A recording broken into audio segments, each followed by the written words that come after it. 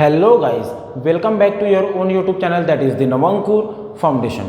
तो गाइस, अब हम इस लेक्चर में नोमेनक्लेचर के बारे में पढ़ने जा रहे हैं कि नामकरण वास्तव में कैसे किया जाता है साइंटिस्ट के थ्रू। क्लियर है? आप लोग नॉर्मल से नोमेनक्लेचर नामकरण के बारे में जानते हैं जो आप लोगों के घर वगैरह में यूज किया जाता है। क्लियर है गाइस? किसी का नाम गोलू रख दिया गया, किसी का नाम मोनू रख दिया गया, किसी का नाम सोनू रख दिया गया। क्लियर है?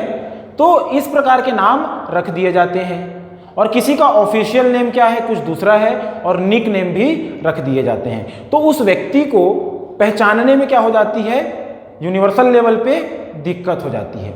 तो इन्हीं सारी दिक्कतों को किसी भी चीज को या फिर हमने किसी भी प्लांट या फिर किसी भी एनिमल को क्या कर दिया, नोमेनक्लेचर किया, और उसके अगर बहुत सारे नाम हुए तो उसको पहचानना क्या हो जाएगा, मुश्किल हो जाएगा। अगर मुश्किल होता है उसको पहचानना, जैसे मैंने बताया था कि स्पैरो के बहुत सारे नाम हैं, जैसे उसको हिंदी में कह देते हैं क्या, गौरैया। उसको छत्तीसगढ़ी में हम लोग जो बोल देते हैं ट्रेडिशनल लैंग्वेज में, वो हम लोग बोल देते हैं बामन चिरई। तो ये तीन नाम होने की वजह से क्या है, अलग अलग जगह में अलग अलग टाइप के लोग उसको जानते हैं। क्लियर है? जिसके वजह से हर जगह इसको पहचाना जाना क्या हो जाता है, मुश्किल हो जाता है। अगर हम कहीं दूसरे स्टेट में चले गए जहां पास उसको सिर्फ स्पैरो के नाम से जाना जाता है और हम वहां जाके पूछें कि बामन चिरई है क्या करके, तो वो क्या बोलेगा कि व्हाट इज दिस। ठीक है? तो उसको ये चीज समझ में नहीं आएगी। इसलिए हम लोग नॉर्मल एक ऐसा वर्ड यूज करते हैं या फिर ऐसा नाम यूज करते हैं जो सभी जगह चले। वो सिर्फ स्टेट लेवल पे नहीं, वो सिर्फ कंट्री लेवल पे नहीं, वो पूरे के पूरे यूनिवर्स लेवल पे होना चाहिए। जैसे सभी के मार्कशीट में लिखा रहता है ऑफिशियल नेम। ये तो हो गई नॉर्मल नोमेनक्लेचर की बात। लेकिन अगर हम प्लांट्स या फिर एनिमल्स को जब क्लासिफाई करते हैं तो हम लोगों को यूनिवर्सल रूल ऑफ नोमेनक्लेचर को फॉलो करना होता है। और जब हम लोग यूनिवर्सल रूल ऑफ नोमेनक्लेचर में स्टडी करना स्टार्ट करते हैं तो सबसे पहले जो नोमेनक्लेचर आता है वो होता है बाइनोमियल नोमेनक्लेचर। और बाइनोमियल नोमेनक्लेचर के बारे में ही हम इस वीडियो में पढ़ेंगे और काफी अच्छे से समझने की कोशिश करेंगे। बाइनोमियल जो नोमेनक्लेचर है उसको हमने काफी इजी वे में समझाने का कोशिश किया है। क्लियर है गाइस? चलिएगा तो आगे बढ़ते हैं और हम लोग बाइनोमियल नोमेनक्लेचर को समझने की कोशिश करते हैं। देखिए भाई, जो बाइनोमियल नोमेनक्लेचर है वो एक्चुअल में गिवन बाय कैरोलस लिनियस। किसने दिया इसको? कैरोलस लिनियस ने। और जब कैरोलस लिनियस भैया ने क्या किया, बाइनोमियल नोमेनक्लेचर दिया, तो उन्होंने क्या किया, स्पेशली अपनी जब बुक्स को पब्लिश किया, जब उन्होंने अपनी बुक्स को पब्लिश किया तो उस टाइम पे बाइनोमियल नोमेनक्लेचर का ही यूज करते हुए अपने बुक्स का क्या कर दिया, उन्होंने नोमेनक्लेचर किया और उनको फिर जाके क्या कर दिया, पब्लिश किया। तो उनके बुक्स कुछ हैं जिनके बारे में हमको डिस्कस करना है, जो नीट एग्जाम में पूछे जा सकते हैं और पूछे जा चुके हैं। चलिएगा, तो उनका पहला बुक था स्पीसीज प्लांटेरम, जो कि पब्लिश हुआ था 1753 में। क्लियर है गाइस? यहां बस नाम से ही समझ आ रहा है कि स्पीसीज प्लांटेरम मतलब प्लांट्स के बारे में यहां पास इस बुक में बात की गई होगी। क्लियर है? तो समझिएगा कि इसमें बॉटेनिकल नोमेनक्लेचर के बारे में डिस्क्रिप्शन था, मतलब बॉटनी में प्लांट्स के लिए कैसे नोमेनक्लेचर किया जाए या फिर प्लांट्स के नामकरण करके उसमें पूरी लिस्ट बना के जमा किया गया था। क्लियर है? दूसरी बुक जो है सिस्टेमा नेचुरी, जो कि पब्लिश हुई थी 1758 में। यहां पर हमने सिस्टमैटिक्स जो था उसी से क्या कर दिया था, इन्होंने सिस्टेमा लेके सिस्टेमा नेचुरी नाम लिख दिया था, जिसके वजह से सिस्टमैटिक्स जो वर्ड था वो क्या हो गया था, वर्ल्ड फेमस हो गया था। क्लियर है? और सिस्टमैटिक्स का हमने मतलब समझा systematic arrangement of organism. Clear है? अब यहां पर जो सिस्टेमा नेचुरी बुक थी इसमें जूलॉजिकल नोमेनक्लेचर के बारे में डिस्कस किया गया था। जूलॉजिकल मतलब यहां पास किसके बारे में किया गया होगा, एनिमल्स के बारे में बात किया गया होगा। क्लियर है? और यहां पास किन के बारे में बात किया गया है, प्लांट्स के बारे में। क्लियर है गाइस? तो ये दोनों बुक्स के नाम आपको याद होने चाहिए, और जूलॉजिकल कौन सा था और बॉटेनिकल कौन था ये भी याद रखेंगे।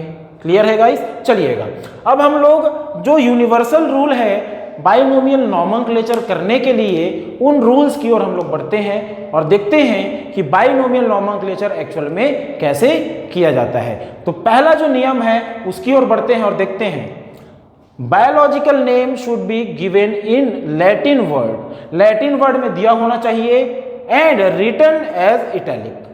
मतलब एक चीज समझिएगा, हम लोग जो भी नामकरण करते हैं उसका ओरिजिन कैसा होना चाहिए? लैटिन वर्ड में होना चाहिए। क्लियर है? हम जो भी नाम लिखते हैं उसका ओरिजिन कैसा होना चाहिए? लैटिन वर्ड से होना चाहिए। और उसको लिखेंगे कैसे हम लोग? जब लिखेंगे तो हम लोग उसको इटैलिक में लिखेंगे। क्लियर है? तो ये हो गया पहला। देखिए दूसरा रूल क्या बोल रहा है कि each biological name with 2 words. ठीक है, जितना भी बायोलॉजिकल नेम है वो कैसा होना चाहिए? 2 वर्ड्स का होना चाहिए। यहां पास बाइनोमियल से समझ आ रहा होगा, बाई मतलब क्या होता है जी? बाई मतलब होता है 2। तो जो नाम होगा वह कैसा होना चाहिए? 2 वर्ड्स का होना चाहिए। क्लियर है? अब देखिए इनमें जो 2 वर्ड्स होंगे उनमें से पहला नेम होना चाहिए, फर्स्ट नेम होना चाहिए जेनेरिक या फिर जीनस का या फिर वंश का नाम होना चाहिए। जो दूसरा नाम होगा, सेकेंड नेम होगा, वो होना चाहिए स्पेसिफिक नेम या फिर स्पीसीज का नेम होना चाहिए। इसको समझते हुए चलते हैं हम लोग मैंगो के एग्जाम्पल से, जिसको गर्मियों में काफी चाव से खाया जाता है। चलिए, मैंगो का जो नाम है वो साइंटिफिक नाम या फिर बाइनोमियल नॉमेनक्लेचर के थ्रू जो नाम दिया गया था वो था मैंजीफेरा इंडिका। मैंजीफेरा जो है इसका जीनस है बच्चा। क्या है ये? जीनस है। और अगर मैंजीफेरा जीनस है तो इंडिका क्या होगा? ऑब्वियसली ये हो जाएगा स्पीसीज। क्लियर है? क्यों? क्योंकि फर्स्ट नेम कैसा होना चाहिए? जीनस होना चाहिए, और दूसरा क्या होना चाहिए? स्पीसीज होना चाहिए। क्लियर है? अब देखते हैं हम लोग तीसरा लॉ क्या बोल रहा है? First letter of generic name कैसा होना चाहिए? कैपिटल लेटर में होना चाहिए। क्लियर है? First letter of species name, जो स्पीसीज का नाम होगा वो होना चाहिए स्मॉल लेटर में। उसी को समझते हुए चलते हैं। देखिएगा हम लोग यहां पास एग्जाम्पल लिए हैं ह्यूमंस का, और ह्यूमंस का साइंटिफिक नेम जो होता है वो होता है होमो सैपियंस, जो कि इस दुनिया में सबसे ज्यादा एडवांस्ड ऑर्गेनिजम्स हैं। देखिए ह्यूमंस में क्या है? होमो जीनस है, ऑब्वियसली ये क्या हो जाएगा? अपना जीनस हो गया, और ये क्या हो जाएगा? अपना स्पीसीज। क्लियर है? जिसमें से आपको बोला जा रहा है कि जेनेरिक नेम का, किसका? जेनेरिक नेम का फर्स्ट लेटर कैसा होना चाहिए? कैपिटल होना चाहिए। यहां पर हम लोग देखेंगे कि जो H है वो क्या है? जीनस है, मतलब जेनेरिक नेम। इसका फर्स्ट लेटर कैसा है बेटा? कैपिटल है जी। क्लियर है? यह चीज हो गई। अब उसके आगे के जो वर्ड्स होंगे वो कैसे होने चाहिए? स्मॉल में होना चाहिए। फर्स्ट लेटर बस क्या होना चाहिए? कैपिटल में होना चाहिए। और जब हम लोग स्पेसिफिक नेम के बारे में बात करते हैं, स्पीसीज नेम के बारे में, तो वो उसका फर्स्ट लेटर तो स्मॉल होना ही चाहिए, उसके आगे के लेटर्स भी क्या होने चाहिए? स्मॉल लेटर में होने चाहिए, जैसे आपको दिख रहा है यहां पास सैपियंस में। क्लियर है गाइस? तो चलिए अब हम लोग बढ़ते हैं फोर्थ लॉ की ओर, और फोर्थ लॉ क्या कहता है ये भी देखते हैं। चलिएगा, if biological name is hand written, अगर बायोलॉजिकल नेम को हम लोग क्या करते हैं? हाथ से लिखते हैं, कंप्यूटर से नहीं लिखते हैं, या फिर हम लोग टाइपराइटर से नहीं लिखते हैं, और हम लोग किससे लिखते हैं? हाथ से लिखते हैं। तो नेम मस्ट बी अंडरलाइन। मतलब बायोलॉजिकल नेम अगर हाथ से लिखा गया है कॉपी में, बुक में, तो उसको क्या करना होगा? हमको अंडरलाइन स्पेशली करना होगा। तो देखिए यहां पास हम लोगों ने एग्जांपल लिया है वीट के लिए। किसके लिए?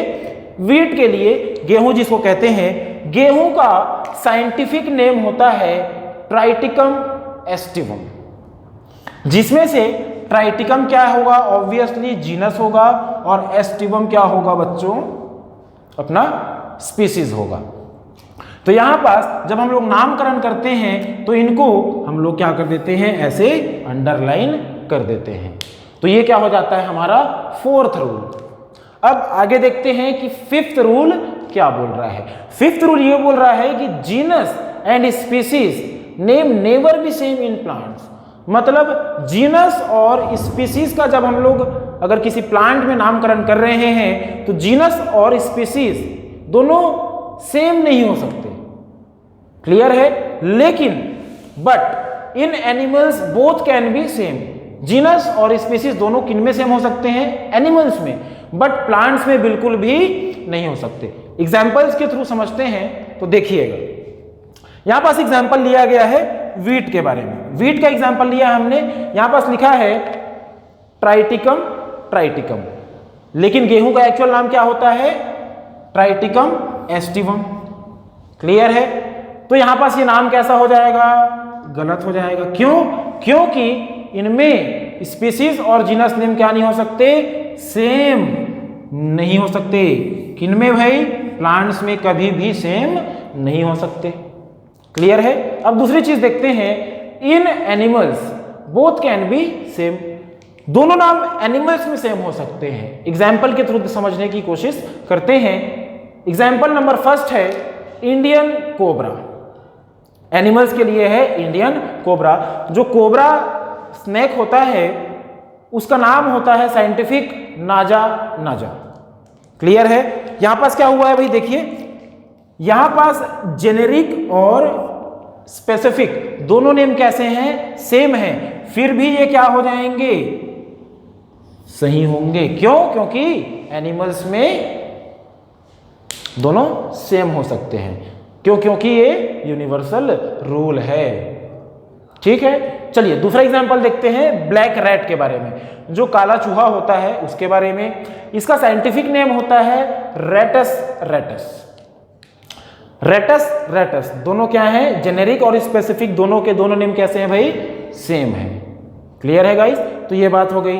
अब देखिए जो लास्ट है और जिस इस पॉइंट से लास्ट ईयर जो क्वेश्चन आया गया था उस क्वेश्चन के बारे में हम लोग डिस्कस करते हैं। देखिए रिलेटेड साइंटिस्ट अगर किसी भी प्लांट का या फिर किसी भी एनिमल का अगर किसी साइंटिस्ट ने डिस्कवरी किया है और उसका नॉमेनक्लेचर किया है और वो साइंटिस्ट चाहता है कि मेरा नाम जो है वो उस डिस्कवरी के आगे आना चाहिए, तो वो साइंटिस्ट अपना नाम स्पीसीज के नाम के आगे लगा सकता है, क्लियर है। और वो भी कैसा लगाना होगा, उसको शॉर्ट में लगाना होगा। तो देखिए related scientist name will be given after species name in short, छोटे छोटे उसको तोड़कर लिखना होगा। चलिए देखते हैं, मैंगो का डिस्कवरी किया था किसने, साइंटिफिक जो नेम दिया था उसने दिया था कैरोलस लिनियस ने। अब जो कैरोलस लिनियस भैया थे उनको लगा कि यार मेरा भी कंट्रीब्यूशन होना चाहिए, मैंने कोई भी चीज़ डिस्कवरी की है तो उसका कंट्रीब्यूशन मुझे मिलना चाहिए। तो उन्होंने क्या किया, यहां पास हम लोग समझने की कोशिश करते हैं, देखिएगा।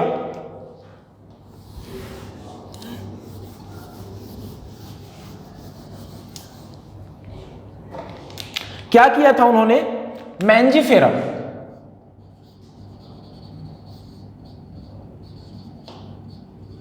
इंडिका, इसकी क्या की थी उन्होंने, डिस्कवरी की थी, ठीक है। अब इसकी उन्होंने क्या कर दी थी, डिस्कवरी की थी, तो उनको लगा कि यार मेरा नाम भी इसमें आना चाहिए। तो उन्होंने क्या किया कि अपना नाम अगर ऐसे लिख देते, ठीक है, अगर वो अपना नाम ऐसे लिख देते तो क्या होता, वो क्या हो जाता, गलत हो जाता। क्यों, क्योंकि हम लोग बोल दिए हैं कि वो शॉर्ट में लिखा हुआ होना चाहिए, क्लियर है। तो उन्होंने कैसे लिखा देखिएगा, मैंजी फेरा इंडिका, और उसको लिख दिया था उन्होंने ब्रैकेट में, कैसे लिखा उन्होंने, लिन करके। तो ये था उनका एक्चुअल वाला नाम जो था सही। क्लियर है? तो ये चीज याद रखेंगे, रिलेटेड साइंटिस्ट का नाम कैसा होना चाहिए, ब्रैकेट के अंदर होना चाहिए और शॉर्ट में होना चाहिए। क्लियर है? और अगर ब्रैकेट नहीं भी लगाते हैं तो चल जाएगा, लेकिन कैसा होना चाहिए, इसका नाम शॉर्ट में होना चाहिए। तो यही क्वेश्चन पूछ लिया गया था कब, 2019 एग्जाम में ये पूछा गया था। क्लियर है गाइस?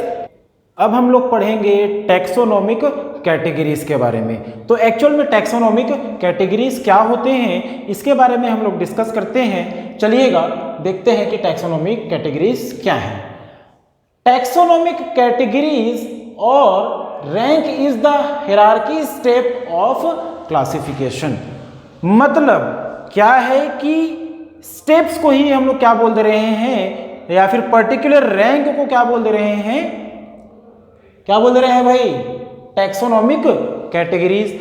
हम लोग जो एक्चुअल में प्लांट्स और एनिमल्स का नॉमेनक्लेचर करते हैं और क्लासिफिकेशन जब करते हैं तो वहां पास हमको जरूरत होती है टैक्सोनॉमिक कैटेगरीज की।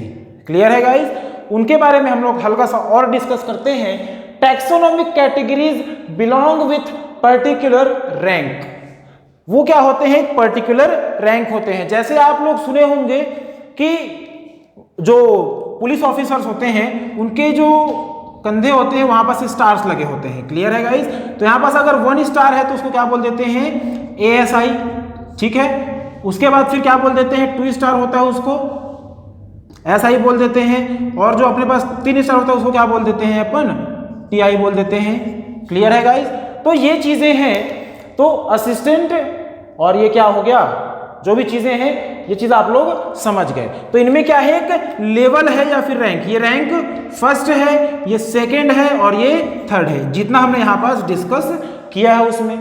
वैसे ही क्या होता है कि जब हम लोग टैक्सोनॉमिकल कैटेगरीज को पढ़ते हैं तो यहां पास क्या होता है कि kingdom, division, class, order, family, genus and the species. इसमें से हर एक जो बॉक्स में आपको दिख रहे हैं वो सभी के सभी खुद में टैक्सोनॉमिक कैटेगरी है। क्लियर है? सभी को हम लोग टैक्सोनॉमिक कैटेगरीज बोल रहे हैं और एक को हम लोग क्या बोलेंगे, कैटेगरी। क्लियर है? तो वही चीज है। अब देखते हैं हम लोग कि टैक्सोनॉमिक हिरार्की क्या है। हिरार्की के बारे में आप लोग जानते हैं कि ऑर्डर ऑफ कैटेगरीज, जो भी ये कैटेगरीज दी हुई हैं हमारे पास, किंगडम, डिवीजन से लेके स्पीसीज तक, इनके ऑर्डर को चाहे वो हम लोग डिसेंडिंग ऑर्डर में लिखें, चाहे हम लोग उसको क्या लिखें, असेंडिंग ऑर्डर में लिखें, उसको कह देंगे हम लोग taxonomic hierarchy.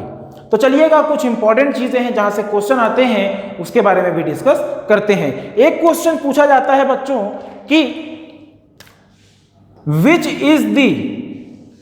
Is the smallest unit of taxonomic categories. तो हमारा आंसर होना चाहिए species is the smallest unit of taxonomic categories. Clear है? एक क्वेश्चन और पूछता है कि largest unit of taxonomic categories, तो वो होगा हमारा क्या, किंगडम। क्लियर है गाइस? तो ये 2 क्वेश्चन आप लोगों से पूछे जा सकते हैं इस पर्टिकुलर टॉपिक से, वो चीज आप लोग थोड़ा सा याद रखेंगे। क्लियर है? और हम लोग क्या करेंगे, kingdom, division, class, order, phylum, genus, species, इन सारी चीजों को हम लोग क्या करेंगे, जो नेक्स्ट लेक्चर आएगा उसमें अच्छे तरीके से डिस्कस 1 बाय 1 करेंगे। लेकिन यहां पास एक और चीज बताने वाली चीज है या फिर याद रखने वाली चीज है, उसको समझ लीजिए कि जो प्लांट्स होते हैं उनमें जो डिवीजन लेवल का ये कैटेगरी दिखा हुआ है, प्लांट्स के लिए हम लोग डिवीजन यूज करते हैं और एनिमल्स के लिए क्या यूज करते हैं, इस जगह पे हम लोग फाइलम यूज करते हैं। तो इन दोनों चीजों का आप लोग याद रखेंगे कि प्लांट्स के लिए इस लेवल पे पर्टिकुलर किंगडम और क्लास के बीच में डिवीजन का यूज करेंगे, और एनिमल्स के लिए किंगडम और क्लास के बीच में हम लोग किसका यूज करेंगे, फाइलम का यूज करेंगे। तो ये दोनों चीजें आपको याद होनी चाहिए। और एक चीज हमारी क्या है, smallest unit of taxonomic category which is the species, और हमारा क्या है लार्जेस्ट यूनिट क्या है, ये क्लियर है। और देखिए टैक्सोनॉमिक कैटेगरीज के बारे में जो ये डेफिनेशन लिखी हुई है या फिर हिरार्की लिखा हुआ है या फिर रैंक लिखा हुआ है, इसको मैं एक बार समराइज कर देता हूं कि एक्चुअल में ये क्या है। टैक्सोनॉमिक जो कैटेगरी है बच्चों वो ज्यादा कुछ नहीं है, वो एक्चुअल में एक पर्टिकुलर रैंक है, क्लियर है। अगर हम लोग किंगडम से लेके स्पीसीज तक की स्टडी करते हैं तो उसमें जितने भी स्टेप्स लिखे हुए हैं उनमें से हर एक टैक्सोनॉमिक कैटेगरी है।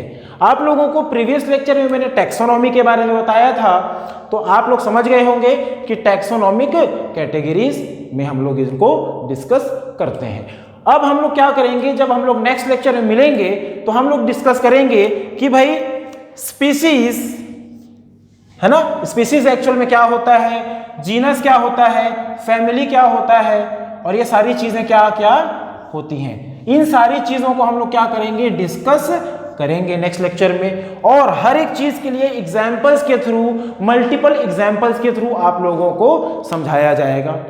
क्लियर है गाइस। तो ये लेक्चर जो था वो क्या था, थोड़ा सा कैटेगरीज के लिए थोड़ा सा क्या है इंपॉर्टेंट है, थोड़ा सा बेसिक हमने पढ़ लिया। अब हम लोग डायरेक्ट इसके एक्सप्लेनेशन जोन में पहुंच जाएंगे। क्लियर है गाइस।